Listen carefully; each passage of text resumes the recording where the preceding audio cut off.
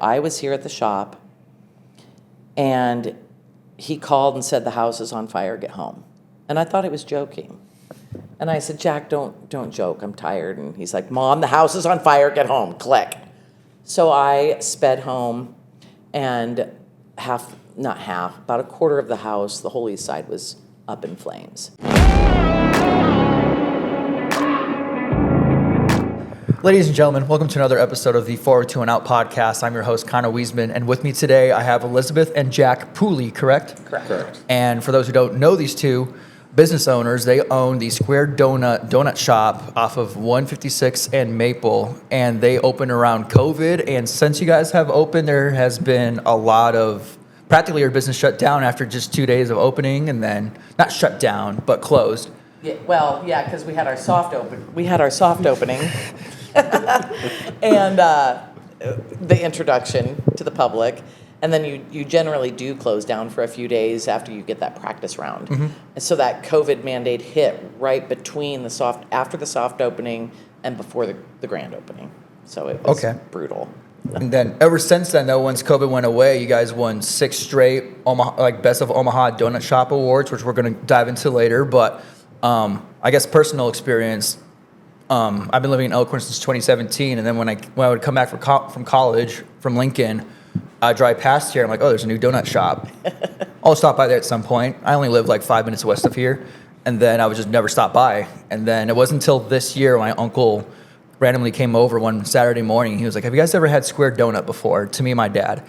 And we're both like, no, we never had it before. And he's like, oh, it's like the best donut in Omaha. I just showed up, and it was like, wow, this is actually pretty good. And then 2 weeks later, he just dropped off half a dozen donuts to our house randomly, and they were the best donuts I've ever had. Wow. So I'm like, I need to find out the story about how all this happened, and that's where I contacted Elizabeth, and then learned this morning that Jack will be joining us on the podcast, so that's a great surprise to have as well. And just learning more about this mother-son dynamic duo. But before we get into all of that, I want to know the origin story. Where did this all begin? So I've always been self-employed. I've always had businesses. But I had hit a rough patch in my personal life, and I was looking for another business to open. And I certainly was not, the whole restaurant scene was not on my radar. It's not something I would have personally chosen. I have 35 plus years in the restaurant business, experience in the restaurant business, and I know how hard it is. So that wouldn't have been my first choice. But this kind of fell into my lap. My daughter went to Auburn University in Alabama, and when she graduated, I drove down to pack all of her things up and bring her back to Nebraska. And the morning we were getting ready to leave, her friend invited us over for a breakfast before we hit the road. And he brought donuts. And I'm not, I have an aversion to sugar. I'm not a sugar girl. So I was like, oh, well, I'll be polite and I'll have a donut. And I took one bite of that donut and I was shocked. I mean, for me to be shocked over something says a lot. And I not only ate that donut, but I ate a couple more, admittedly. And I was pretty hooked. So I was really curious. And, my daughter had been there 4 years. I had been down there on multiple occasions in Auburn. And I asked him, we've never heard of this donut shop. And he said it was just a mom and pop shop, local shop. And we just had never been there, never heard anything about it. So we made our way back to Nebraska, living our lives. And a few months later, he called me and said that same donut shop is selling. And I kind of laughed, and I said, well, I'm not opening a donut shop. Of all things, I'm not opening a donut shop. Even some sort of dine-in restaurant would be better than a donut shop, because the labor is very, very hard. It's overnight shifts, it's night shifts, it's insane. And I thanked him and just said, good to know. And then a couple months later, he texted me and said, well, here's his number in case you just want to ask some questions. And I thought, okay. So a few weeks after that, I did call the guy. And I said, somebody told me you were selling your donut shop. And, what's the story? What's the scoop? I love your donuts. I had them. And that all snowballed. I flew down there. I had a lot of conversations with him. I saw his operation. Still the whole time, I think more just trying to be open-minded, but knowing I still don't want it. And then through that process, something just started nudging me.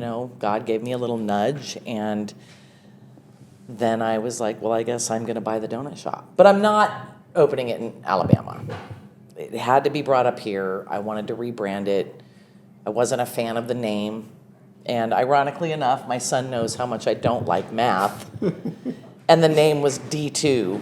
D squared. D squared donuts. And I'm just like, that's too much math for me.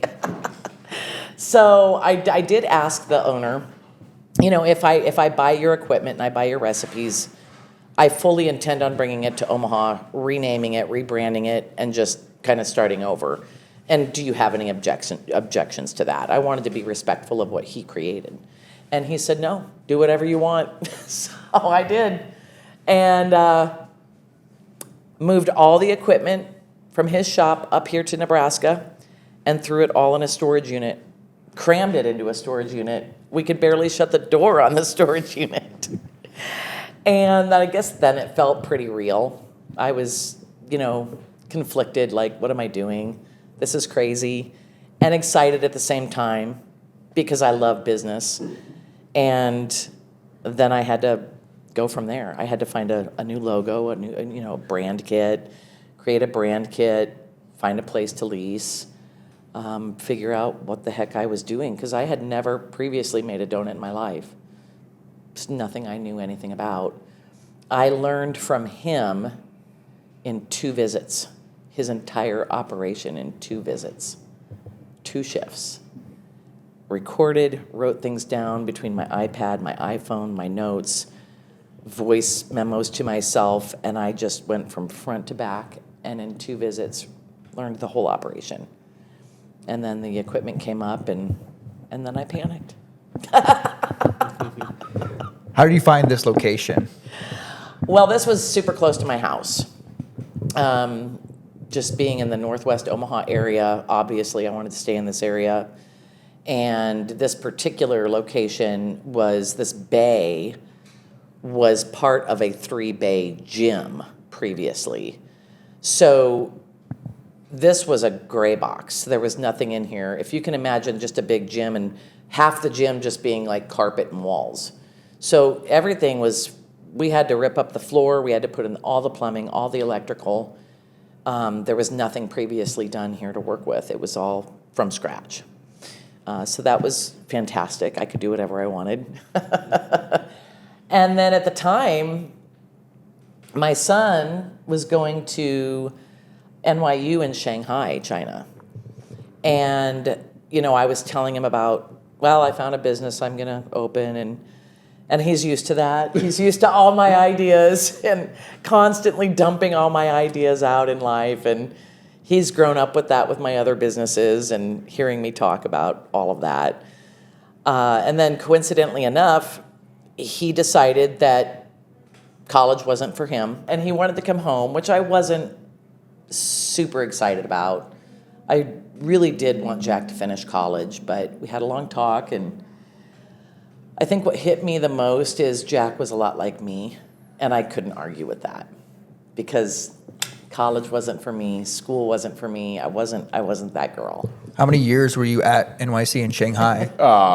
Just half a semester. Okay, Or so one semester. so not at half least a One you were- semester. I was thinking your last semester No. ever of college. No, because I heard stories like that. Yeah, Yeah. no, I realized, especially for how expensive NYU is, I was like, it's now or never. I'm either, dropping out now, or I'm gonna ride through the 4 years and get the degree. So And he's a great debater. So when the phone call came in, I was already worried about him. And when you go to NYU in Shanghai, there's fine print. And it says in fine print at the bottom, your student can be used as a bartering tool for foreign affairs. So that doesn't help a parent sleep at night. But okay, if that's what Jack wants. Yep. And so when he did have this talk with me and he said, I think I'm done. I want to come home. After trying to talk him out of it, it's not that I didn't want him home because I didn't like having him that far away. So it didn't take too much convincing, but Yep. I said, okay. And then he said, I said, well, what are you going to do? And he goes, well, I'll help you open up Square Donut. And I'm like, I think you need to go work for other people first. You need to get more experience working for other people. And maybe you come over here and get a business degree. Come over here and go to a local college and get a business degree. And then he said, what can I learn from college, Mom, that I can't learn from you? And all that's flattering and everything. But again, I was really scared. And Jack is a great debater. So he won. Yep. Jack, when you told your mom that you wanted to work for her, was that like your only option? Or at the time when you guys were debating over the phone, did you just have nothing else to say because you didn't have any plans after you quit college? No, so I think, well, one thing, after hearing all my friends talk about at least, the first semester, first year of them going to school for a business degree and stuff, and knowing how much I dislike being in the classroom, I realized, that's what you can learn through a business degree is useful, but at the same time, it isn't what makes or breaks a business. And I would consider myself, somebody who's very quick learning, on the fly and stuff.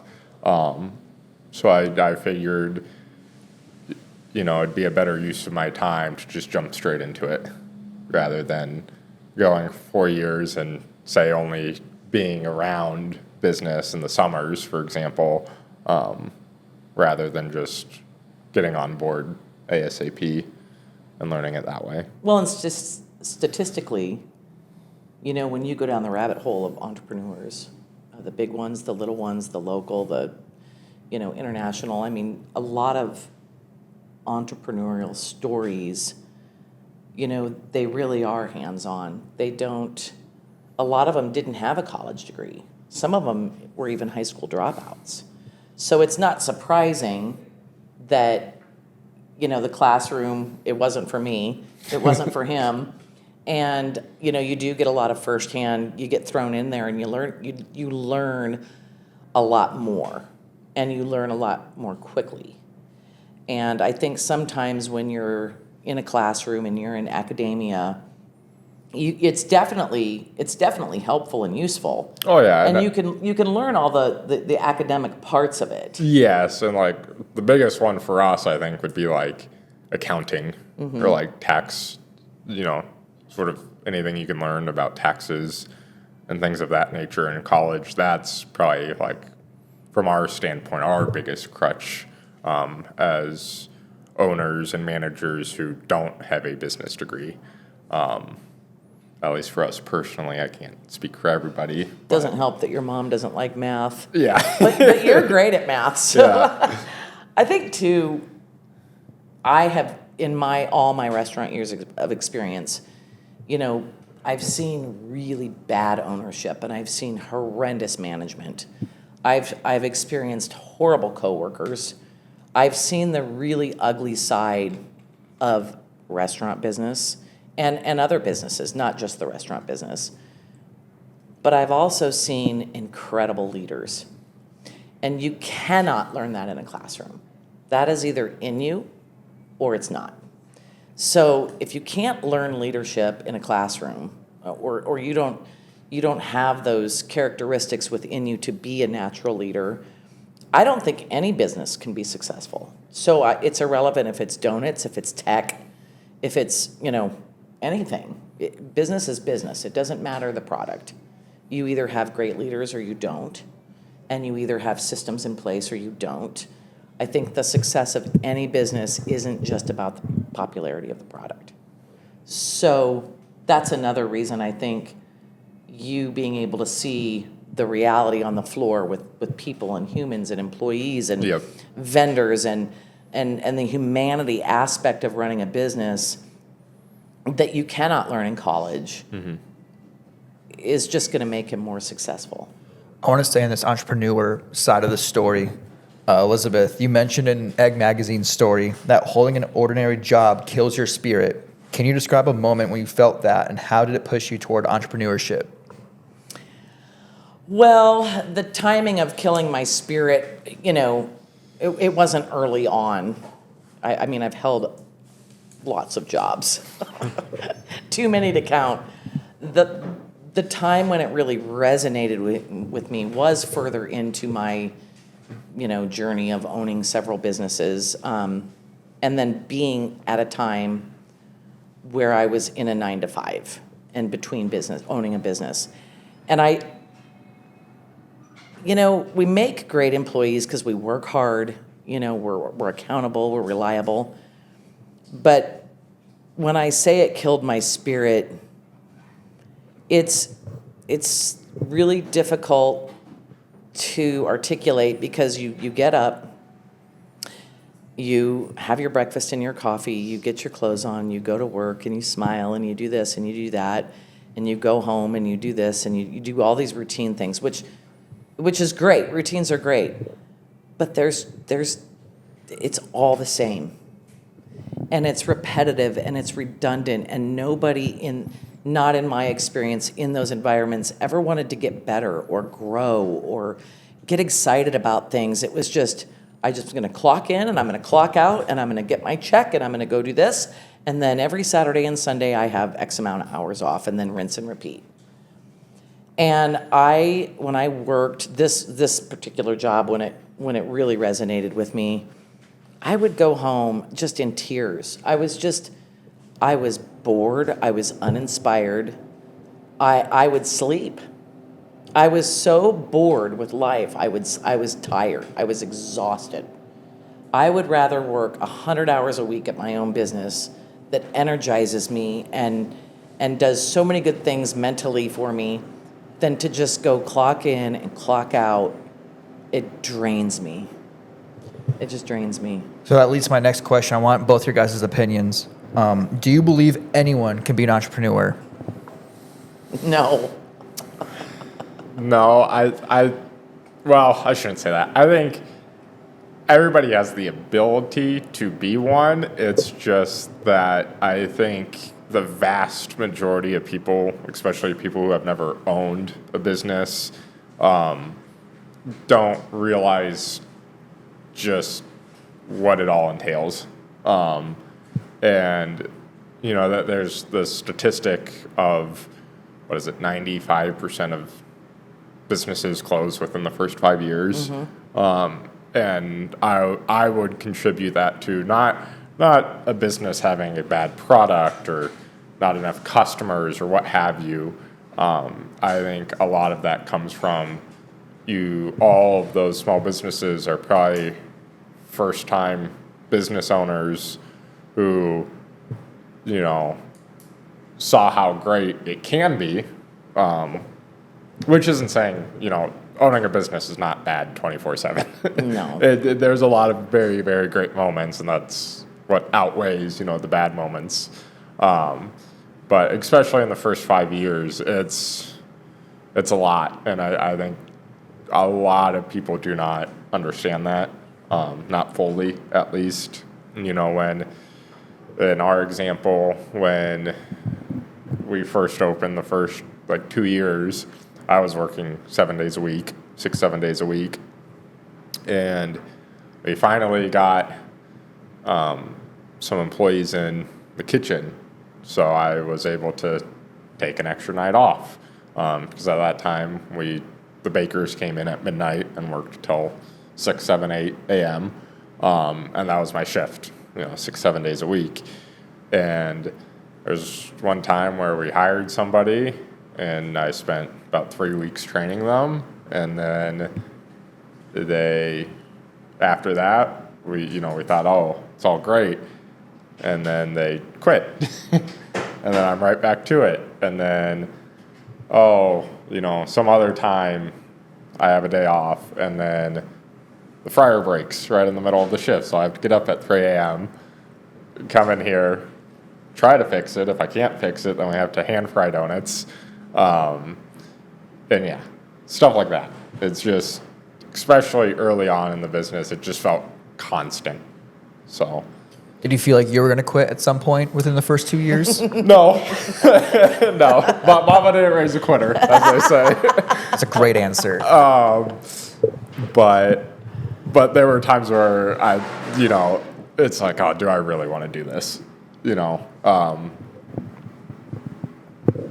But no, so back to the story. Yeah. So you said you were never planning on quitting within the first couple of years.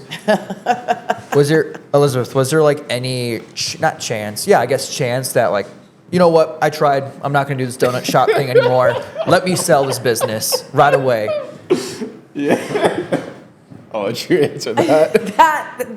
You really you hit on something, and I will tell you, every entrepreneur has said this. Every other hour I want to quit and sell.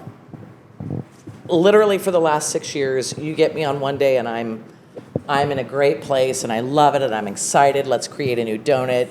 And 2 hours from then, I'm crying in my office going, I'm done, Jack. I want to sell. Go find something else to do.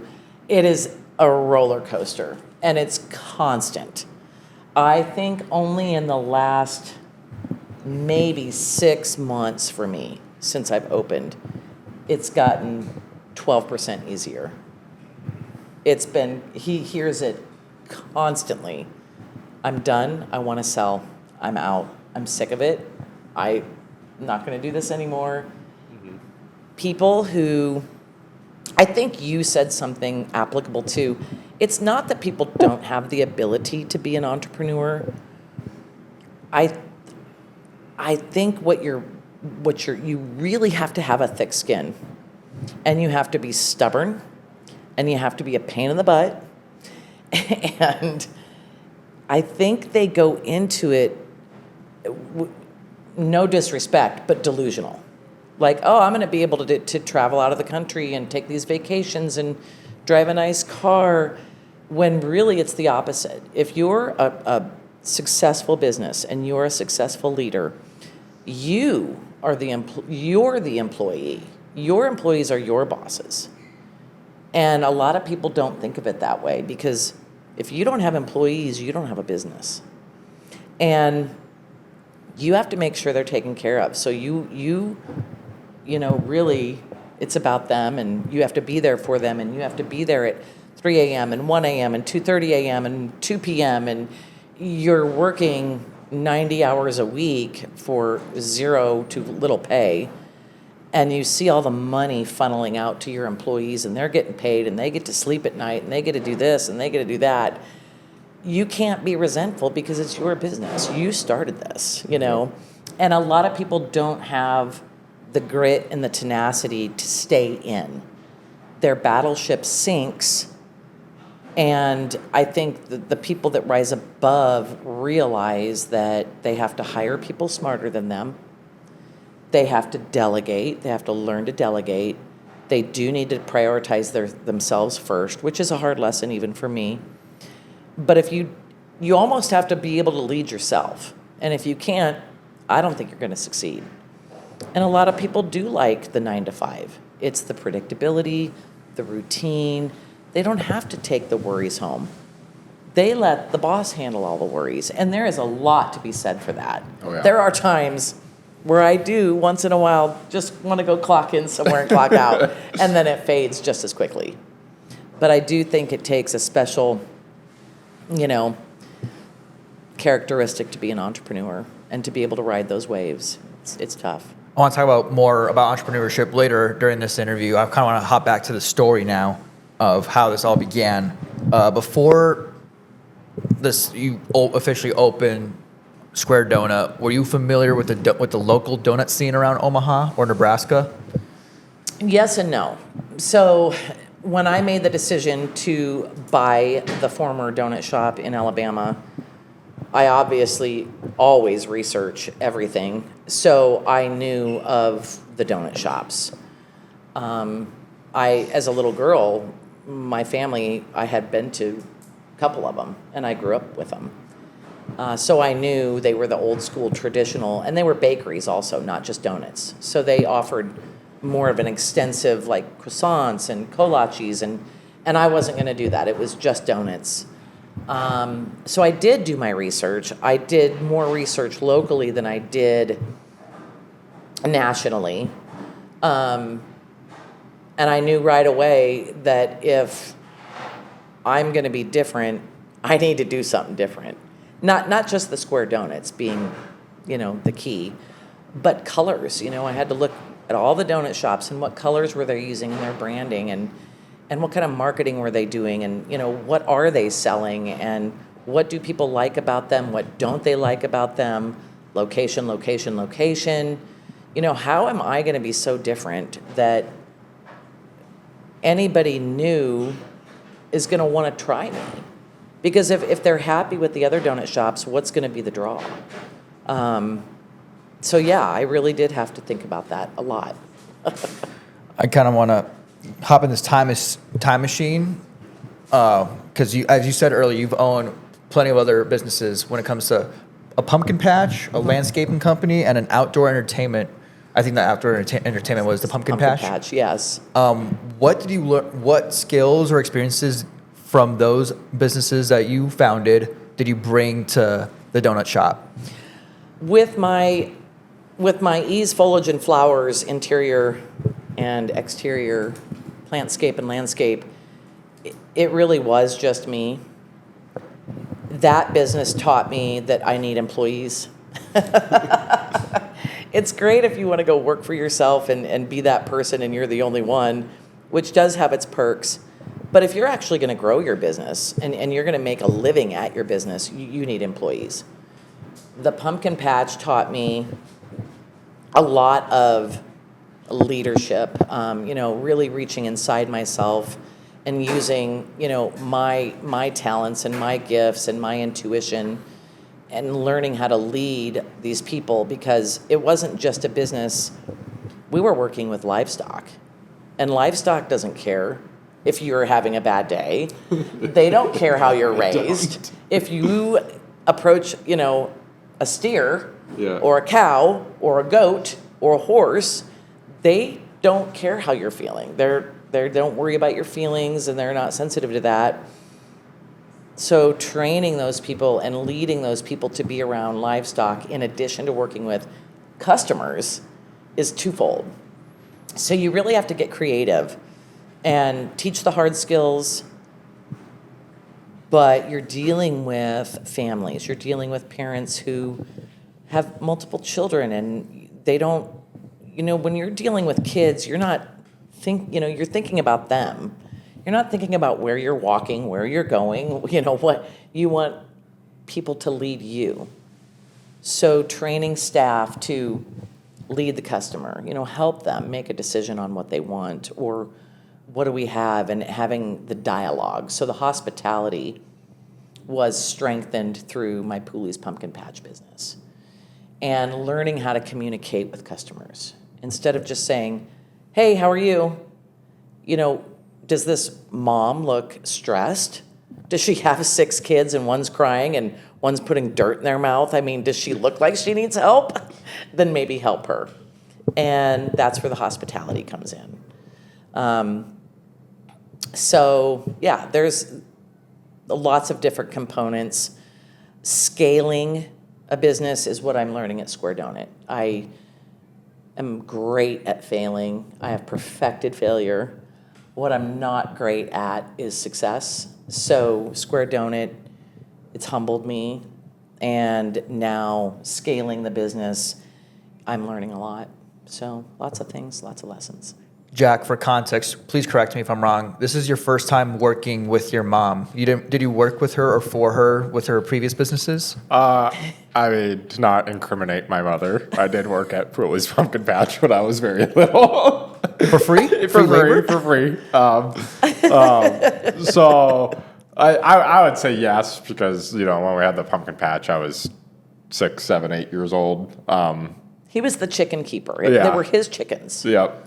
So. But yes, this would be my first experience of actually working a business / job with her. Obviously, growing up, the pumpkin patch, that helps, and just being around her my whole life. But this is the first job that we've had together. I think, too, one thing that was unique about the pumpkin patch is it was our family farm. Yep. So if you took the business away from it, we still Lived had there. the farm and we lived there and they had chores. Yeah. So as the mother teaching the son, you have to take care of the chickens, you have to feed them, you have to water them, go Yep. check eggs, take out the trash, go feed the horses, go do this, go check on, Yep. all of that was our life. We just opened the doors to the public for them to see the reality of farm life. And at the time, there was a big movement that kids didn't know where their food came from. So when they see the cattle, that's your hamburger, that's your steak. Yep. And there's a lot of tears. So I think it was natural because Jack was out doing his chores. He was just now doing them with thousands of people walking around him. Yep. And so I think, too, another lesson through osmosis was hearing me deal with customers while he was there. Yeah. Be careful, don't pick up the chicks, don't do this. So he saw me interacting with the public. And children are very observant. They listen way more than we give them credit for. And I think seeing us deal with the public and how we talk to the public, and you just kind of learned that. Yep. So How do you guys divide responsibilities working a donut shop? that's easy. I'm the boss. Yep. No, you really do what I say. Jack doesn't argue a lot, but he's mathematical, analytical. He's operational. So anything with equipment, numbers, procedures, he's excellent. That is definitely his talent, his gift. I'm the visionary. I'm the people person. I see the big picture of what I want Square Donut to look like. Jack helps me get there. So we make a perfect pair. Yep. What's your favorite part working with each other, both you guys? Ooh. I'll let you answer that one first. Well, I'm humbled working with my son because, I'm a very honest person. I will tell you flat out that, it's hard work, and I would never, ever advise my children to go into the restaurant business, ever. That would be the last thing I would do. When Jack has told me that he wants to carry the torch eventually with Square Donut, I really have tried to talk him out of it. I'm like, you don't want this. There's far easier ways to make a living than doing this. And he's adamant about taking it over someday. That is very humbling to me. So I guess my favorite thing about working with Jack is, first of all, okay, that's cool. My son wants this. So that's really cool for me. But when I start to panic or I get anxiety about something or I just simply don't know what direction to go with something and my brain starts shutting down, Jack just slides right in with his calm, cool, collected attitude and, has a solution. So it makes me wonder why I even worry. That's my favorite thing about Jack is he's very calm and very logical, and I'm just not. I'm reactive. I'm all over the place. Yep. That's my favorite trait. I would say, for me, it's the ability to be honest with each other, because obviously, for the listeners out there, I have no ownership at all of Square Donut. I am purely an employee. That being said, I'm her son. So, being able to be honest with your boss in a way that you typically can't be at a normal job and have conversations that you wouldn't be able to have, with a typical employer, is really great, because I know I can speak what's on my mind. I know there won't be, potentially repercussions because of that. And yeah. Remind me, so you two, or obviously you've been here since day one. Were you here since day one, since the soft launch? Yep. Okay, so for you two, when COVID temporarily shut down Square Donut, when I was doing my research, I saw that Elizabeth, your mother was in the ICU for 5 months, and then there was a house fire, and then I think there was something else. So can you explain those events, and how did you persevere through all that? The fast answer is God. We had our soft opening March something. 20 something, and then closed for, I think, 2 days to reopen. COVID mandates hit in those 48 hours. So you couldn't come in and just pick out your donuts. I had to, within 48 hours, think of, they're telling me I have to close down, and I can't close down. That's not an option. So how do I one of the mandates was, if you go into a business, there's no dine-in, and they have to be in and out of your door in 10 minutes or less. That was an email I received. That was a mandate. And I had to change the whole model of Square Donut. So I had to come up with 5 different boxes, half dozen or dozen, that you had to come in and choose. You couldn't choose your donuts, you could choose your box. And here's what's going to be in the box, whether you like it or not. So that was real fun. Yeah, forcing a lot of people were mad about that. They're a brand new business. Oh, this Square Donut thing, and they're forcing us to pick a box. That was the first tragic thing that I was having to deal with. And I had to retrain the entire staff in 48 hours. So I think it was April. So that was March. April, I was at work crying over this situation of COVID. And I got a phone call from my cousin. And she said, your mom's, the squad came and picked up your mom. She's in the hospital. Okay, what hospital? What happened? We don't know what hospital. We don't know what happened. We just know that a squad came. And that was because my mother, I think, had called my cousin, or I don't know if they were on the phone. I don't know that whole pre-story. But my cousin had said, if you're not feeling well, call the squad. And that's the last she knew. And then as my cousin was pulling up to my mom's place, my mom was getting into the squad and she was unconscious. So that rolled into me calling every hospital in Omaha trying to find out where my mother was. And when I finally did, obviously I couldn't go in, it was COVID. So that rolled over into a whole nightmare of not being able to see her. She was intubated, she had the tubes, and they had tried to bring her off of the tubes on several occasions. And if anybody has any experience in that, they know you get really aggressive and you fight that, and it's very difficult.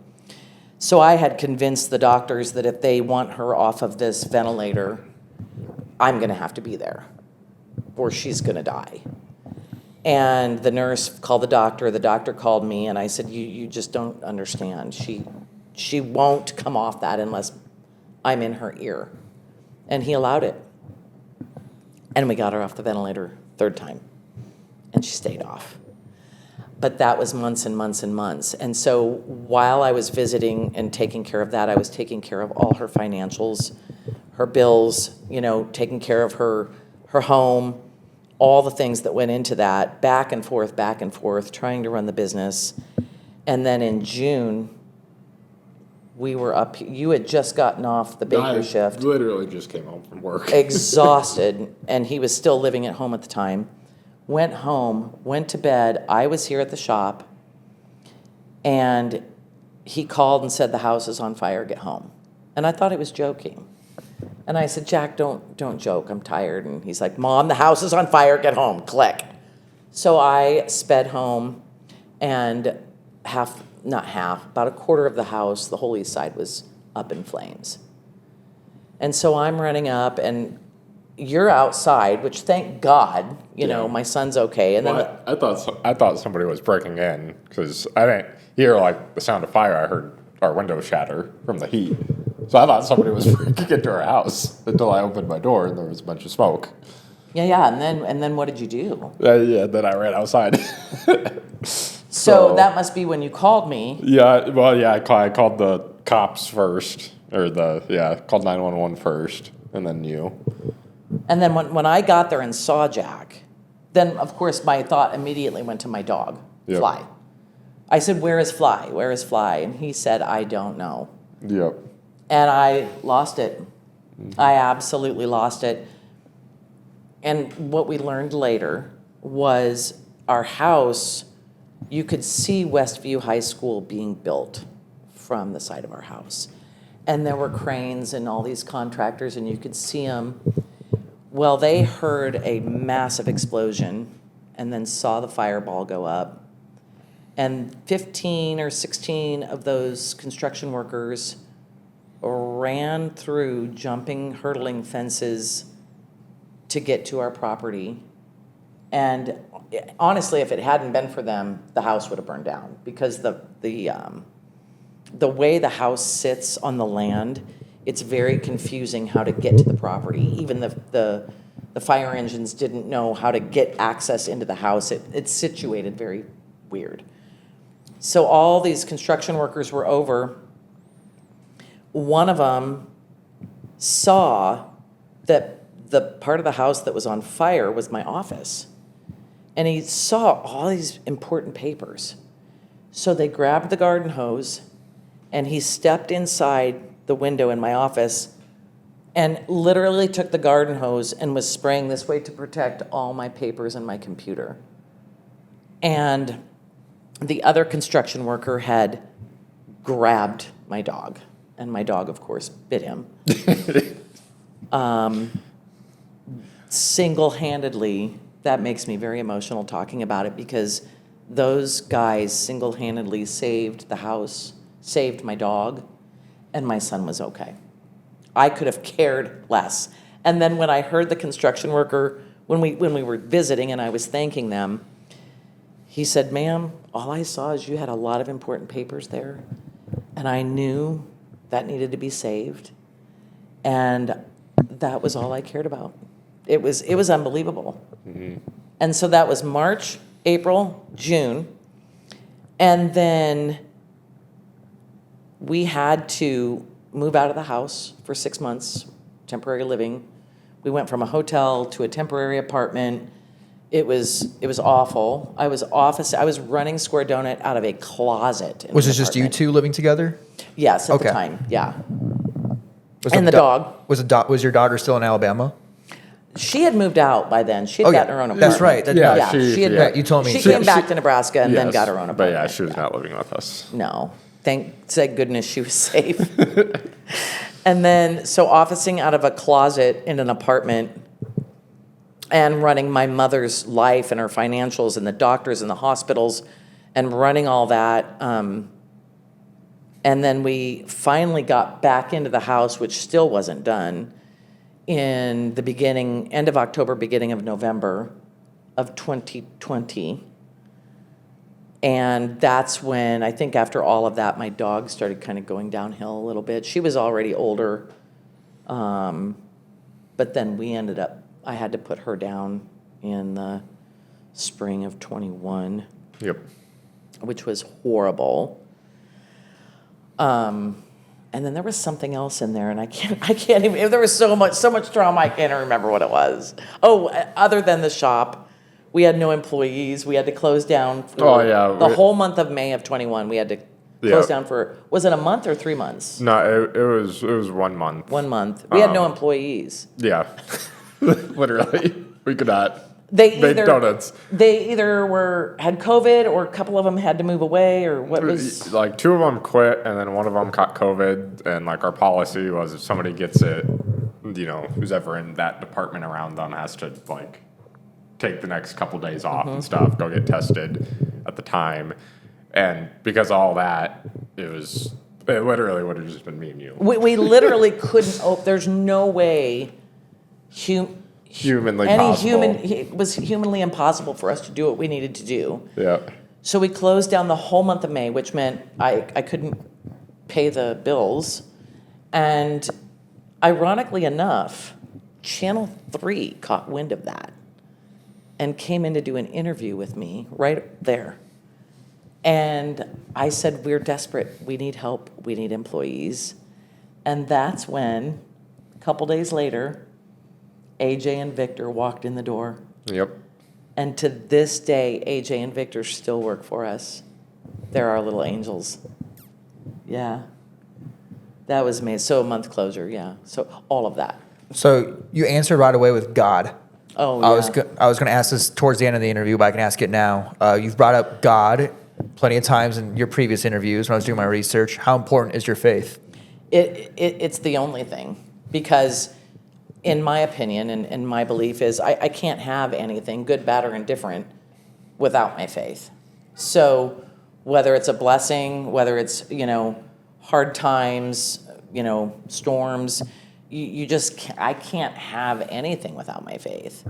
My faith gets me through all the bad times, all the hard times, but my faith also allows me the gratitude for all the good things.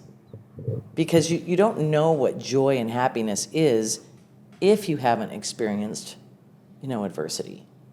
And vice versa. You don't know those emotions till you've experienced both sides.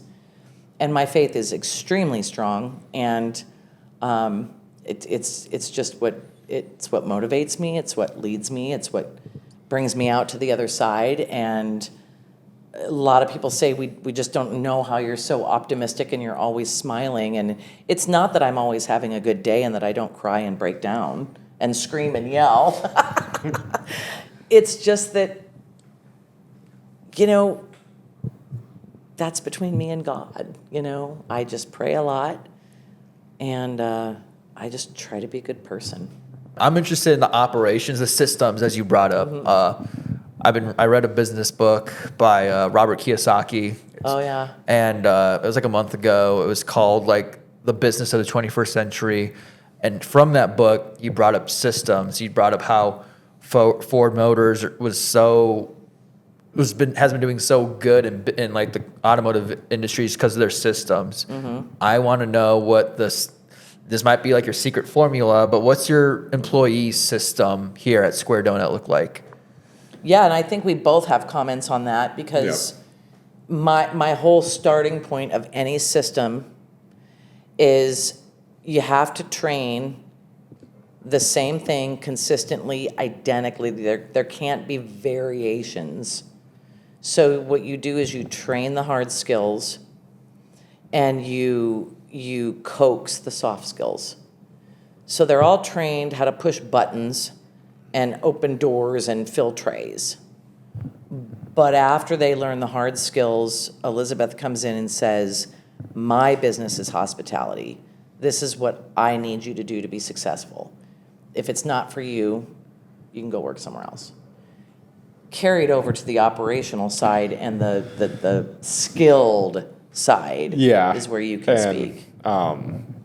Like for our kitchen, for example, when we acquired the recipe for the donuts and everything, and when she went down there to train with the previous owner, everything was basically like your grandma's recipe. It was a pinch of this, eyeball this. Oh, yeah. Feel this. Yeah, that's right. That's fine if you're a great chef, but not everybody that we hire has even any cooking or kitchen background at all. So that's extraordinarily hard to train people that way, but then also train multiple people to have the same result. So yeah, part of my contribution to it was getting everything to be scaled out correctly, and fine tuning that recipe to where it is repeatable no matter who is doing it. And there are some stuff that's still by hand, by feel, that we simply can't get rid of, at least not with the equipment and stuff we have. But yeah, that was probably the biggest hurdle, is changing everything from, like when we would put the water in the dough. The original recipe was if it called for 3 gallons of water, you'd hold back, you'd put 2.9 gallons in, and that 0.1 gallon you'd slowly pour in until it looks right. That was what I taught him. Yes. Yeah. And, me coming from a science background and going to school for physics and stuff, that drove me up a wall. I hated that. So it took me about a year of, because, down in Auburn and Alabama, it's just hot and humid 24/7. Yeah. So your variables in the kitchen don't change. Versus here in Nebraska, it's hot and humid in the summer, but it's cold and dry in the winter. So we've literally had humidity changes of 90%, between the seasons, and that causes a lot of strife with dough. I think the So- biggest thing I learned from you, Uh-huh. I'm all the touchy-feely. Yep. If you have a dough ring and if it looks like this and if it feels like this and just a pinch of salt, the day you said, define a pinch. Yep. And I said, well, a pinch. And he said, well, all of our hands are different. Our fingers are different. A pinch is subjective. Yep. And that's when it dawned on me what your goal was and Yep. and why. Yep. I didn't even, we went round and round and Oh yeah, exactly. on the glaze, we went round. I'm like, Yeah. well, you just do it till you get like this. You pick it up and it runs like this. And he said, define that. When you say he, do you mean the person that sold you the business back? Jack. Okay. Yep. Okay. Jack absolutely taught me with those simple questions, no arguing, just define that. If you can define that, I can teach that. Yep. And I couldn't. Sounds like he's really challenging you. Yes, he was. And I've learned And- a lot from him. And this all stemmed, the first year we were open, we had 3 different people given the day and time actually making and mixing the donuts during our shifts. And she would get on my ass. Why are they different this time versus when you make them or when X employee makes them? And I'm like, well, that's how it's all trained. So- I would ride you so hard. I'm like, we can't have different donuts depending on who's making them. The customer needs consistency. And I just barked and demanded. And that's when you just very quietly started saying, okay, define that. Yep. And I'll teach it. And that's what I loved about you were just so stoic. So, along with systems comes good hospitality. How do you train good hospitality, especially in a fast-paced early morning rush? You give them examples and you give them the why. You can preach to people all day long. I want you to do this. I want you to say this. Here's how you respond. You can be that little telemarketer flip card person and have a response for everything. If you can't train the why behind things and give them examples, they're never going to do it and they're never going to learn. So one of my favorite training tools is when a customer walks through this door and maybe they're not the nicest person in the world or they're kind of grumpy or short.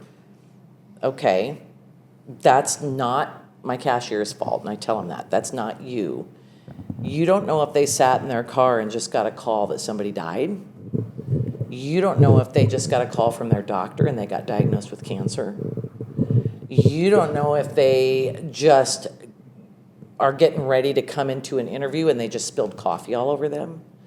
You have no idea what happened to any person before they opened that front door. So don't you ever judge somebody on their attitude or their mood. That's not our place. Our place is to, for the few minutes that you're in here, to be kind, compassionate, and give them what they need and get them out the door, if for just a moment of peace and no judgment, then if that's the minimum bar of what we offer, then so be it. But if you don't explain to the high schoolers and even the older people, the older staff, you have to remind them all the time that it's not them. They didn't do something personally to the customer. And if the customer comes in really happy and jovial, then don't be a deadbeat. Say, hey, it looks like you're having a great day, and let the customer, share with you about their day. So explaining the why and reminding them about the human things that we deal with that nobody knows about is hospitality. Would you say you two co-teach good hospitality to your employees? That's all hard. It's me because he teaches the back end and they don't deal with customers. Yep. So Jack, are you more of an introvert? Yeah, definitely. So yeah, hospitality is not my strong suit at all. you're good at it. You're just it drains him. Yeah, Okay? not my drains his forte. battery. You have a social battery. Yes. Yes. Oh yes.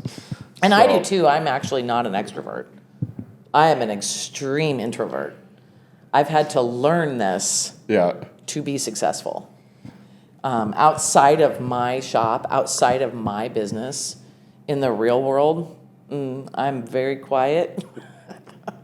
I don't like to get involved. I just Just keep to yourself. I just keep to myself. Yep. I brought up earlier how Square Donut has earned 6 straight Best of Omaha awards since 2021. What's the secret formula to being consistently successful in this area? And for those who don't know, you guys your logos are kind of everywhere in those small tables. Best of Omaha, it's ran by Omaha Magazine, I believe. And basically there's like a certain category, and then the Omaha Magazine people show up, they review it or rate it, and then they give out a reward or an award. And for 6 years in a row, you guys have won the best donut shop in Omaha. It's a public vote. It's a public vote. Yes. So the community votes their favorite business, and then there's a million categories. So there could be donuts, Drywall, drywall, roofing, like every type of boutiques, restaurant. dog stores. So they go in, and it's the whole community votes, and that's how you get placed. You're either first place, second place, or third place. Yep. So Omaha actually casts the votes. Yep. And what's unique about Square Donut is we've never and we will never offer you something for your vote. We don't give you a discount on your coffee. We don't give you a BOGO. If we can't get your vote honestly, We don't want it. fair and square, pardon the pun, we don't want it. We want your honest review. We want your honest vote. So we're pretty proud of that. That's why it means so much to us, Yep. is it's a genuine vote. So, But to go back to your original question about what has sustained that, I think it's a kind of combination of everything from the hospitality to when you walk in here, it doesn't exactly look like a typical donut shop, to obviously the donuts themselves, it's just a combination of everything. When you come in, you're greeted. Our cashiers are fantastic. That not saying definitely not other donut shops, but sometimes you go into a restaurant or something and eat, whether it be counter service or sit down. Sometimes there's people who give you the cold shoulder. it's transactional and not hospitality. Yeah. It's service and not hospitality. Yeah. So I think it's just a combination of everything that has led us to that. I think too, and our employees can tell you this, if you don't have happy employees, you don't have a happy business. Yeah. So it's the hospitality to you, the customer, but it's also how we treat our staff. Yep. And they care a lot about their job Yep. and the product. So it does go pretty deep. And I think too, going back to what you said, it's not transactional. When they come in here, we've had, employees here that have been here for years and years and years now. And I don't know about you, but, there's some places that we frequent, but we might get a different person, every time we go in, or every couple months. It seems like there's somebody new, and that connection is then broken apart again. And it builds back up a little bit, and then if, say, that employee quits, finds another job, whatever, it breaks again. And that cycle repeats sometimes, not all the time. But here, we've done a good job of making sure that that connection, that bridge between us as a business and the customer is always being strengthened. And we're not perfect by any means. No. But the, you know, the trying. Yep. We never stop trying. So going along this same train track, according to Edge Magazine, Elizabeth, you've emphasized that customers should feel heard, seen, and valued. Can you share a moment when a customer's feedback directly changed either a product, a policy, or practice at Square Donut? That's a good question. I mean, there's a ton that have validated what we're doing, but to have resonated with me, to have changed a process or a system. Can you think of any off the top of your head? I mean, I don't think this one really counts as answering this question, but like that first month we were open, so there was a guy that came in here that says, you know, donuts they don't fall under a taxable item. Oh, well, that was actually very good feedback, actually. Yeah. So a customer came in, and we were ringing up donuts, and again, this was COVID. We're all Yeah, this was crazy, like the first month we were insane open. people, us and everybody else. And he said, I don't know why you're taxing donuts. They're not taxable. And I said, well, when I dealt with the person at the city, they said they're taxable. And he said, they're not taxable. He goes, I do this for a living. And I said, so in Omaha, I can't be taxing these. And he goes, no. So Yep. then I Shout out to called the that guy. city again. And she goes, yeah, I don't know who told you that, but they're not taxable. Yeah. It's like one of the That only was one of food my- items that aren't taxed. And I think one thing that kind of sort of came to mind was, obviously I take every piece of feedback very seriously. Whether I can do something about it or not is one thing. But if they, you know, I did have a lady who had a poor experience when she came in here, and it was simply because something wasn't explained correctly. And of course I apologized and said we'd work on that, which isn't just, you know, saying it. I did go to the staff and we had a meeting, and I said, so now that you guys are each explaining the same donut 5 different ways, now I implemented a system on the donut of the month. When you see that sign where it says donut of the month whoopie pie, on the back is a description. So now every single cashier has to describe that identical the same way. Yep. Because it is very subjective. And a lot of people might look at that review or that email she sent as trivial or unimportant. I thought it was very critical. And yeah, that is one thing that reminded me that Yep. changed. Yeah. Let's talk about the donuts now. You said you're not a big sugary person. So, but when you tried the Square Donut, I'm assuming for the first time in Alabama, whenever you have a donut now, what do you usually get? I will always, I'm a diehard true glazed raised, just the traditional glazed raised. I also love cake donuts, so that just the traditional old-fashioned cake donut. Those are my favorites because I don't like sugar. But if I do get a little sweet tooth, I love the jelly filled and the square janes, so the whipped cream filled. So I reserve the donut thing for the donut of the month and the recipe and development. Otherwise, I don't eat my donuts. There's no way I could. I'm around this every day. There's no way I could constantly eat donuts. Jack, what about you? What's your personal favorite donut? I'd have to say the wedding cake donut, because it's nice, but it is a little rich for me. Can you explain what's in the wedding cake donut real quick? So we take the same filling that we use. Do you know? Yes. I wasn't sure.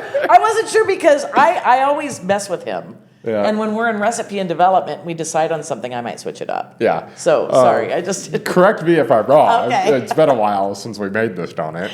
But it's our Jane filling. We add some.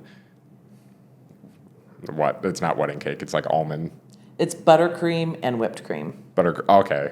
Yeah, and then we sprinkle a little like vanilla and stuff in there. But yeah, and when we originally made it as a donut of the month 2 years ago, it was a filled donut. But now that we have it on our daily menu, making too many filled donuts is hard on our bakers because we use the scraps from the squares and then we ferment it, and that becomes the filled donuts. So we have to be careful about making too many filled donuts. So now, But also, we want to keep it at a certain price point. yeah, We don't. Yeah. We want the customers to be at a certain price point. so we made it a square now, and we just cover the whole top of it with that mix of buttercream in the filling. Yep. So Jenna earlier told me how your guys' bakery team comes in at 2 a.m.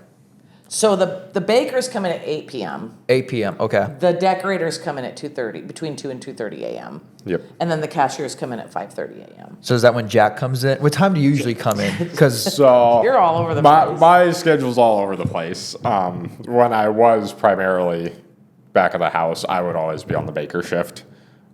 Just because. so that's 8 p.m. right? Yep, 8 p.m. I'm not the world's greatest decorator. It's not my strength. I know how to do it. I can do it, But you've had to step in several times. yes. But for the most part, our decorators hasn't been our strongest sector of the business, but it also only very, very few times has it been our weakest. So we try to not be in for those shifts, just because it kind of screws up our schedule for the other two shifts. So I'm usually either in at 8 p.m. or I'll come in like late morning, like 9 o'clock a.m. if I'm working during the day. So What's been the general audience's favorite donut recently? Does that change often? I'm assuming. it does. does. I would say Honestly- historically, the maple bacon was very popular, Yeah. but I think now I don't know. I think it's fallen off a little bit. Our newest DOM, the whoopie pie, has It's been pretty popular. insane. Our Flying off the shelf. Our DOMs unfortunately seem to be very hit or miss with the public. But that's the point. Yeah, I get to play around. Jack gets to play around. yeah. But Summer contenders. I would say wedding cake. Everybody loves that. It's the only DOM that we've turned into a normal, like standard donut. And then our Square Jane and John are probably the other two big ones. Outside of the glaze is the most popular, but that's just because it's a glazed donut. Correct. You can't go wrong with glaze. Yeah, Exactly. Yeah, you know, if people are bringing donuts into the office or something, they're probably just going to get glaze. And honestly, it's the best donut to judge a place on because if in its simplest Yeah, form. it's the one thing that every shop has and every shop does. So I mean, that's the Krispy Kreme, like, I can't think of the word, but like just their hottest item for Yeah. years. Yeah. So. Yeah, it's a standard. Yep. It measures all standards. yeah. My next question, I kind of want to go to like the Omaha community kind of. So my next question is, why is cross promotion? Let me rephrase this. Why is cross promotion among small businesses so important to you guys, and how do you choose who to partner with? So, for example, I saw that you guys helped out Porky Butts with like their anniversary either recently or a couple years ago. So I just want to know like how that went and like why is it important to partner with other businesses? I think we both have something to add to this, so you can start if you want. I'll start with it is important to us, but at the same time, we don't just do it just to do it. At the end of the day, it is a business. Obviously, you know, both parties involved in that do want to gain something out of it. That being said, for like Porky Butts as an example, they're right down the street from us. We ate there plenty of times. They get donuts for their stuff all the time. For them, it was their anniversary, and they wanted to collab and kind of show off not only what they can do, but then, hey, Square Donut is this awesome donut shop, and they can make this giant fritter that was delicious as a pulled pork sandwich and stuff. But like some of our other collabs, we try to work with businesses that we like to begin with. Align with. That we might frequent them. We might think they just simply have a really good product or a really good business in general. And yeah, and if it's something that's like too far out there, like I don't know if Max Skywalker wanted to do a collab with us, it doesn't really make a whole lot of sense because they do dry cleaning and we do donuts.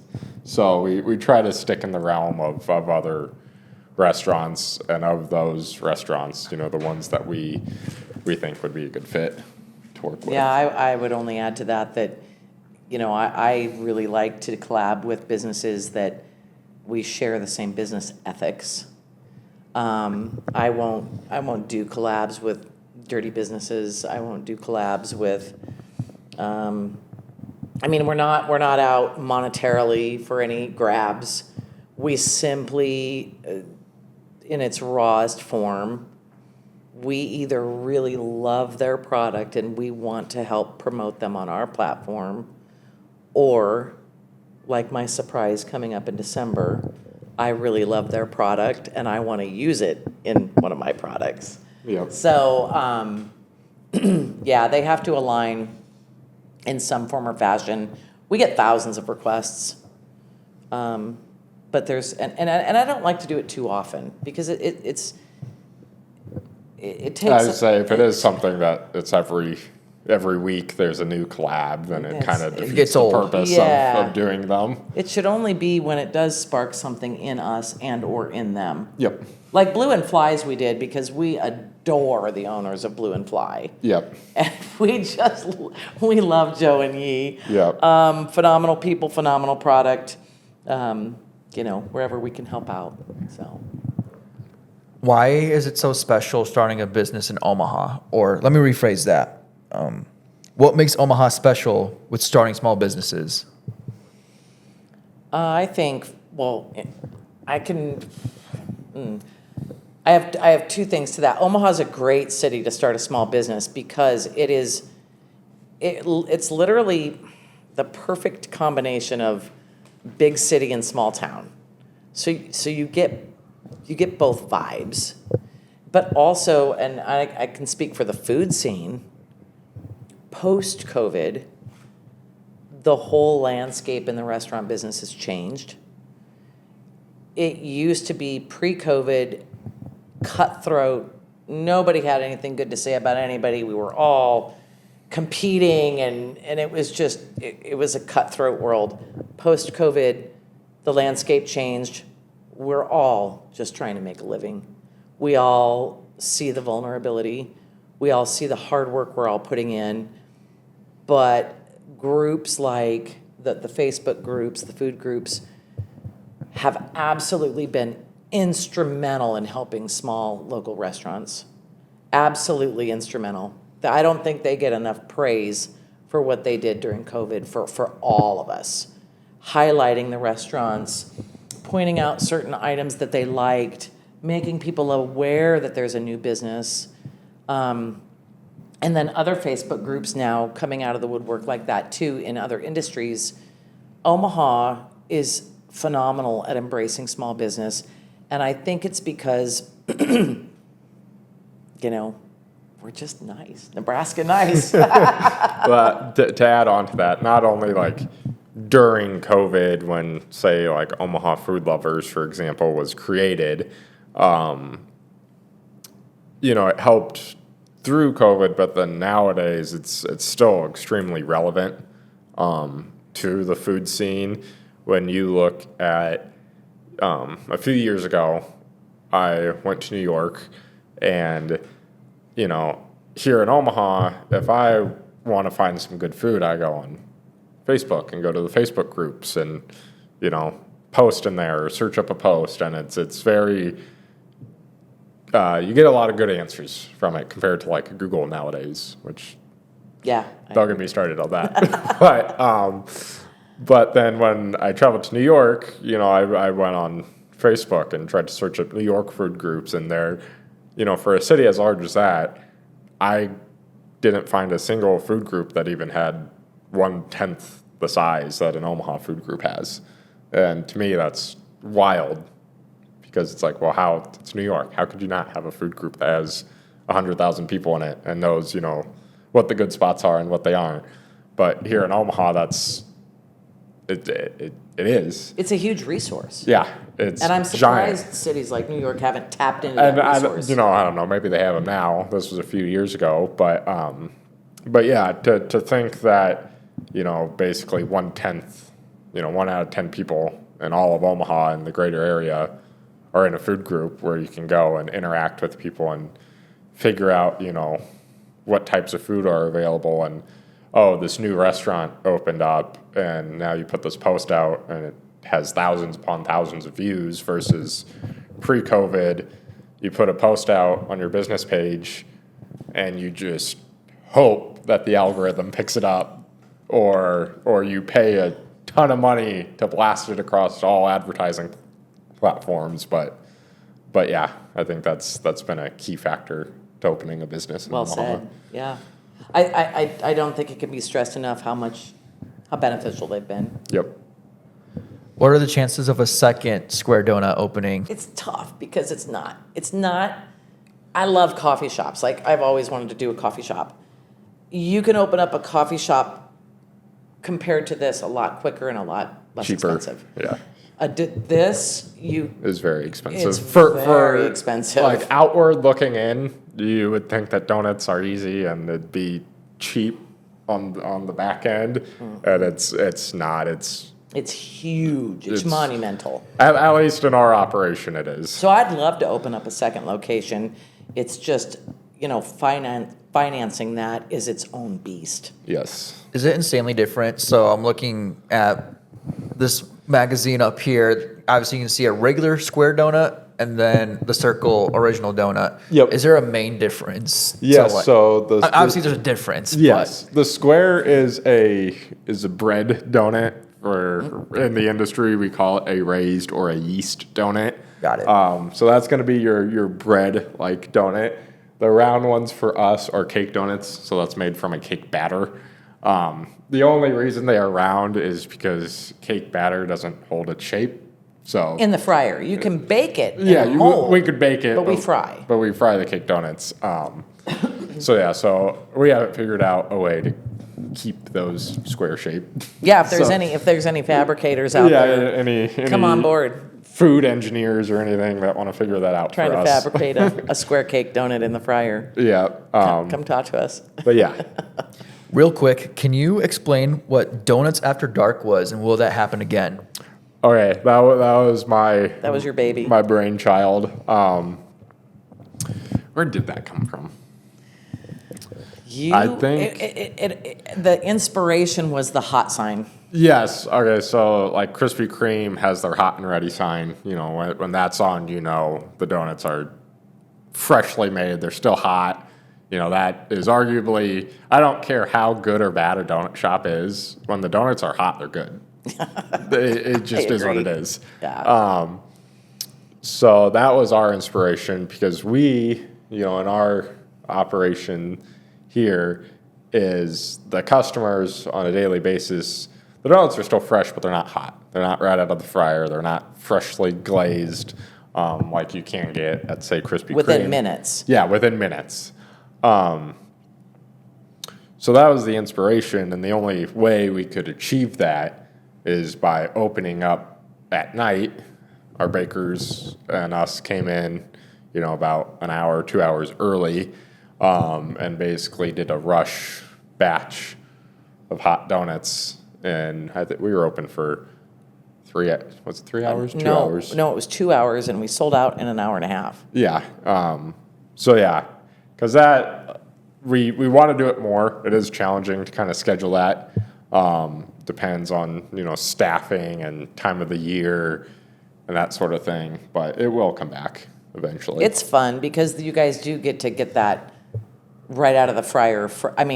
Right out of the fryer. Hot. Literally. The glaze is hot. You touch it, and that box is hot. Yep. But it is takes a small army to get that going, even just for an hour and a half. Yep. So. Elizabeth, a question I have for you is, what's next for your what is next in your entrepreneurship journey? That's a great question. So, obviously, I'd love to retire, but the definition of retirement for me isn't, I don't think, what the average person thinks. when I retire, I'm just simply going to retire from one business to start another one. And I do have other concepts in the works that I would like to get started. I'd like to run some pilot locations. Whether that happens or not, I don't know. But once Jack takes the reins for Square Donut, part of it's going to be, my enjoyment of going back to the farm life. I love the rural life. I love, raising chickens and gardening, and just nature in and of itself is my pull. But the couple of concepts I have, one is more solo and one is more, I don't know, public, I guess.